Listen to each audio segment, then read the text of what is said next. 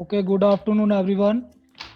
So now we are going to move on in our chapter water.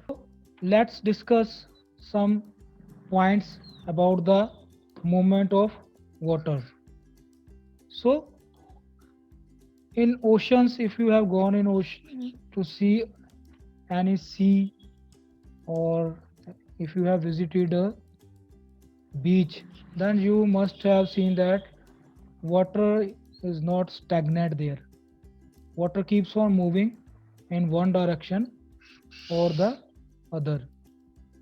So there are different types of movements of water.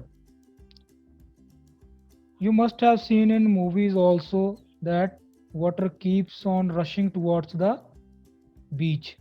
है ना, आपने देखा होगा पानी जो है आता है समुंदर से बाहर की तरफ निकल के आता है, शोर तक आता है, ठीक है, फिर वापस चला जाता है समुंदर में। इस तरह की जो मूवमेंट्स हैं उसको हम बोलते हैं वेव्स।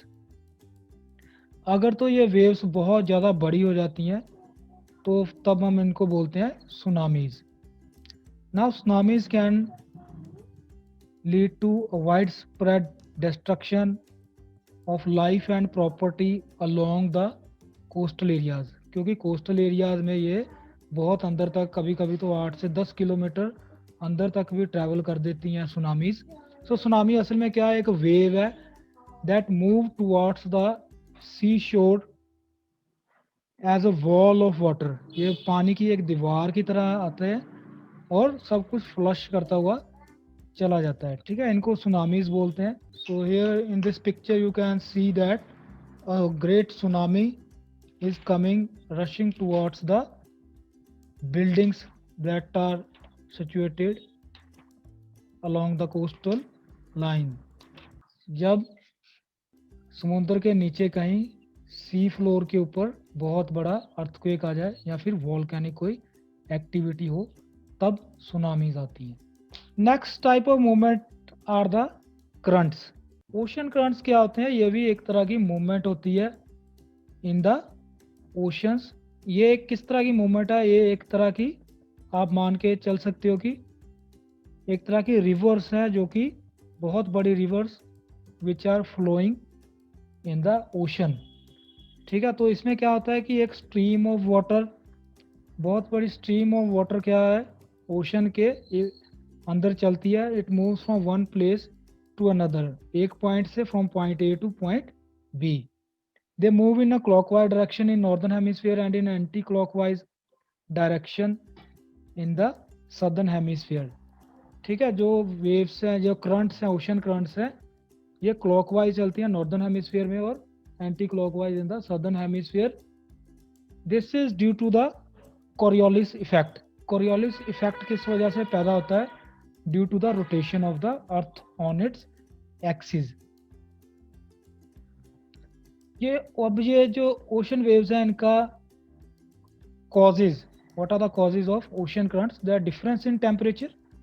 डिफरेंस इन टेम्परेचर में क्या होता है कि जहाँ टेम्परेचर ज़्यादा होता है और एक कुछ जगह पर टेम्परेचर कम है ओशन में, ठीक है, तो जहाँ पर ठंडा पानी है वहाँ से ये ओशन करंट्स चलती हैं गर्म पानी की तरफ।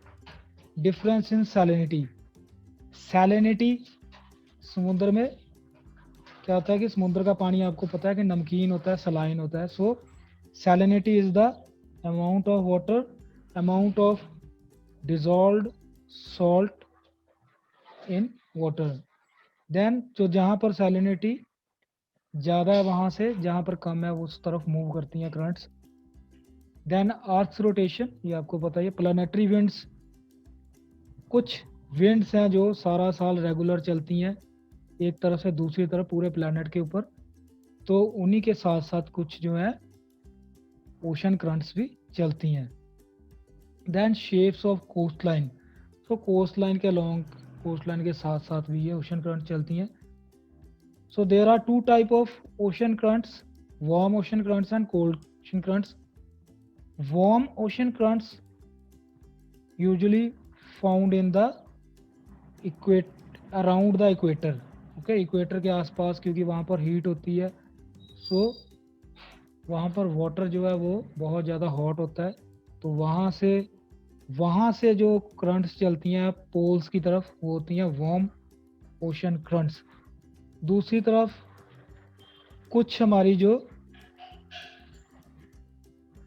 करंट्स हैं वो चलती हैं फ्रॉम पोल्स टू इक्वेटर।